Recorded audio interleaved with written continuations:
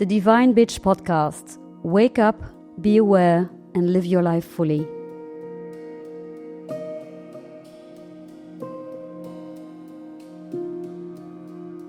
Welcome to a new episode of the Divine Bitch Podcast. Join us when we journey into awareness, explore what it truly means to wake up, expand your consciousness, and live your life with presence.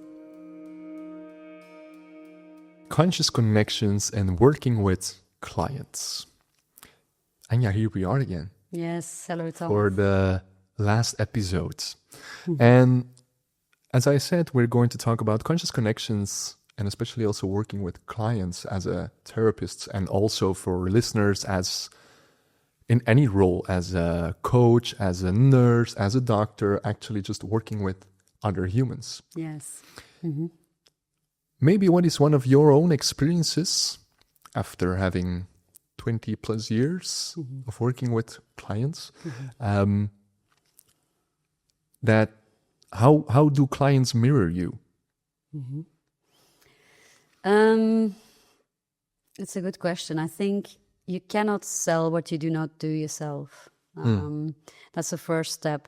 It's very important to always practice what you preach, to, as a therapist, be open to what you're feeling, to exploring your triggers, because obviously clients will mirror who you are. And it will not feel as genuine advice or support if you are triggered yourself. What I usually notice is that by allowing clients to turn inward, to breathe before I start a session, I notice that they start doing it more easily at home as well. So I get a lot of questions, but how do I start? Where do I begin? And then I usually say, start with what we have been doing today. You came into the space, you felt agitated, you took time to close your eyes, to focus on your breathing, to make the out breath a little bit longer. You focused on what was happening on your body. Then you noticed that you had some strain on your upper body. You balanced it out by moving a little bit your shoulders, by doing micro movements. So start there. Start with what we did at the beginning of the session. That's what usually clients also remember, because that was an embodied experience. I was not telling them to do that, they were doing it. So that's usually a good way to start there. Okay. As a therapist, how did you learn to also embody what was triggered, what was uncomfortable, what you saw and felt during sessions with clients? The kind of studies I always went for were studies where I could combine theory with process work. It's not always like that. Usually we get a theoretical base, and a lot of people start working with clients on that theoretical base. For me, that did not resonate well. I realized early on that cognitive speaking, I was okay. I was able to help clients, but that I needed to be much more aware of my own body.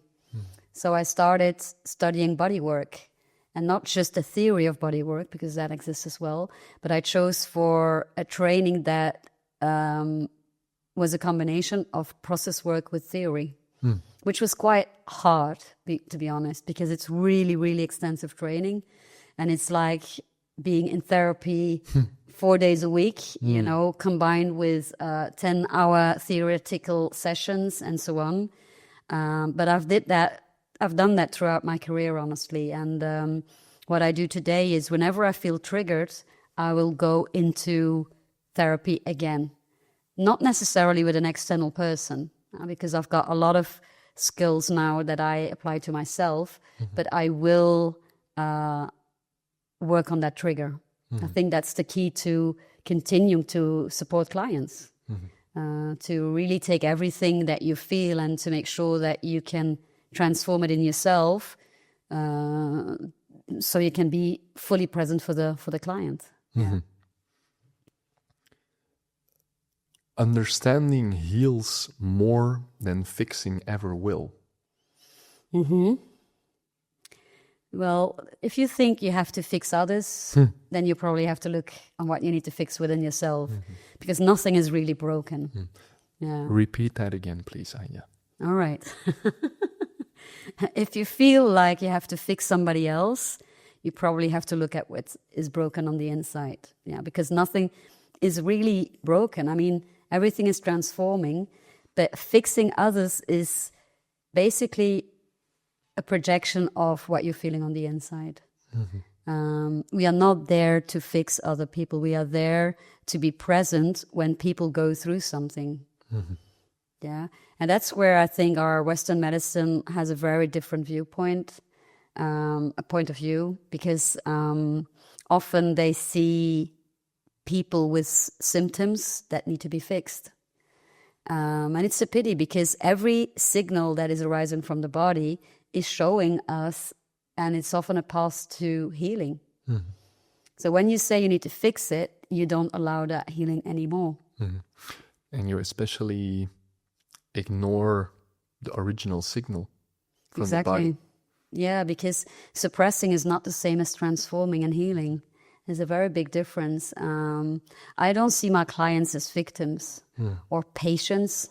I find it very hard to use the word patient, to be honest, because these are people like myself who went through certain things and who just want to share their pain in a way that they can get through it, in a way that they can transform it to something better.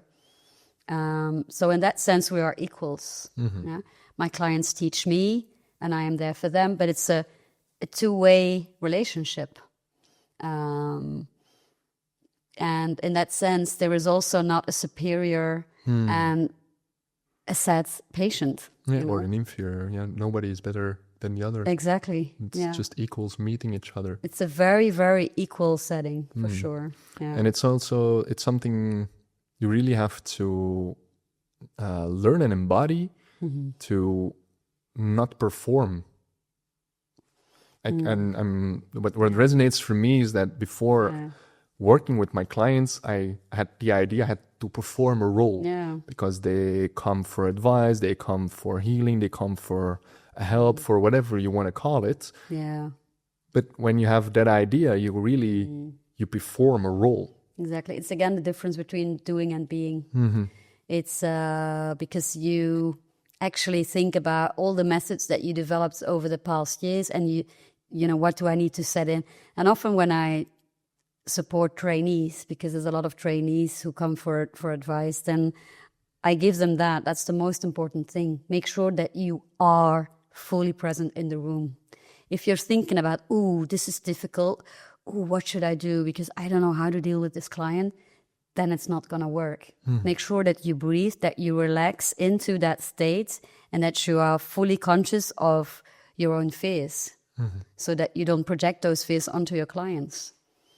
I remember seeing a therapist myself, and it was a very energetic experience that I didn't expect up front. I think it was a Reiki teacher. And I remember that she touched my body, and I went into a really scary state. You know, it was as if fear was taking over my body. That in itself was scary enough. But the Reiki teacher literally told me out loud, I don't know what to do to bring you back. She expressed this fear openly. And that's when it was really hard. You know, it's like, had she just been in that moment with me, it would have been a lot easier for me to get out. Now, I definitely needed the experience, I'm sure. But still, I mean, just be with that person in that fear.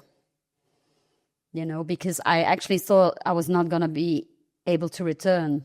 And she nearly left the room with me, you know, being in a very different state, not realizing where I was. It was a very dark, fearful state. What I usually say then, if you are triggered in that situation, just breathe. Just make sure you are grounded again. Yeah. And then who you are will be enough for the person that you are supporting. That breathing, that grounding is the self-care again. Yeah. Especially what we talked a lot about in the first episodes of the podcast. Yeah. The taking care of yourself and not postponing it. Yeah. You don't have to wait until after a session or a moment where you have the time to breathe and to take care of yourself, but you have to act immediately. Yeah. You know what, you see that with younger and more senior caretakers. The junior caretakers, so something serious happens, they will think about all the tools that they were taught to help people with the trauma, for instance. The more senior caretakers, they will just be in that moment.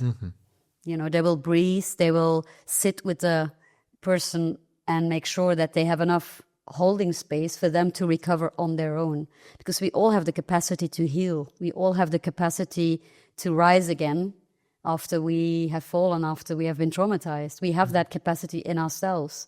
So the other person just makes you believe that capacity is there. And that's enough for you often to get over that difficult situation. To hold space for another is to see their wholeness. Exactly. To understand that they have the capacity to heal on their own, and that you are not the healer, that they are the healer, and that all they need is a safe place for them to connect with who they really are. And yet it's so simple, and yet it's not an easy one. It's simple but not easy. Yeah, it's true. It's like, it's more, we all have it inside of us, of course, but we are taught to do, and sometimes taking care of is not doing, it's just being there at the right moment. Not speaking, not saying anything, just waiting.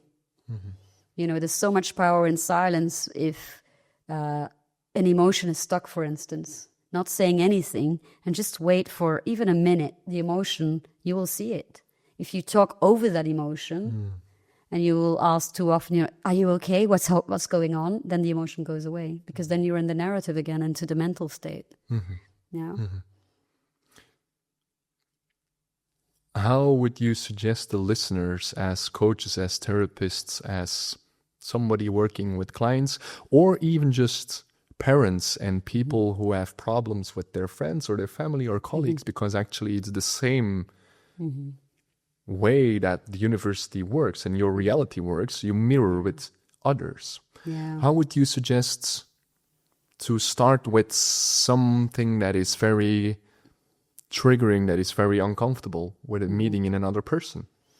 I would say stop giving advice. But acknowledge what the other person is saying or doing. We're not looking for advice, or we're not looking for a solution. We are merely expressing what is happening on the inside. So acknowledging is much more powerful than giving advice. Saying things like, I hear you, and then being still afterwards, or that must be painful, something like that, can be a lot stronger than saying, oh, but you should go and see this and that, or why don't you try this? It can be very frustrating to get that advice over and over again, because you probably know you have to do that, but at that moment of time, you just need someone to be there. And it's sad that we've come to a point where that's so hard to find, where everybody is trying to give advice. So just be there. Don't give advice. Listen and say, I see you. I hear what you're saying. Those are very strong words. Because often it's all a person needs to be seen, to be heard again. Not too much advice. Not at all. No. Not at all. No. Okay, Anja. So we're coming close to the end of this series. Yes. I want to ask you, for the listeners that are triggered in any way, that resonate with one or many of the episodes and the things we've been talking about. Yeah. What could be a next step for them? Well, the next step is certainly to write down what triggered you during the podcast in itself. Because if you were listening to a specific session, a specific theme that triggered you, it's good to explore that. What did you feel? Where did you feel it? What is the sensation that you have if you try and move it in your body slowly? Journal about that, because that's where awareness starts. I mean, it starts with your own body when you're doing something, when you're listening to something. When you think you need help, there's loads of help available. You can go and read books. You can go and read my book. But there's so many other sources of information that you can go to explore what awareness is about, or to explore how to deal with trauma. No, you don't have to do it on your own.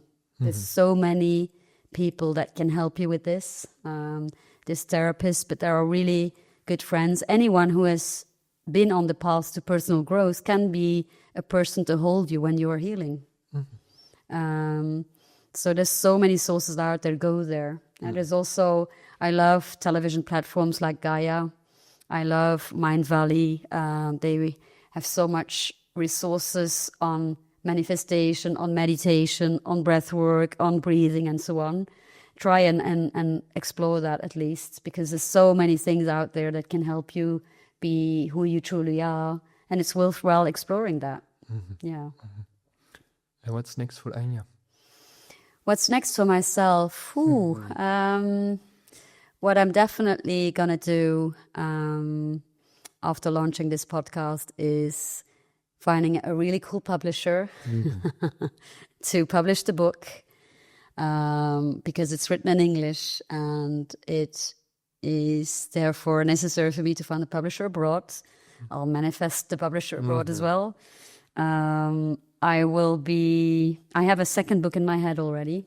It's a very interesting title. It's called Children Raising Parents. That I'm not going to write before this one is published.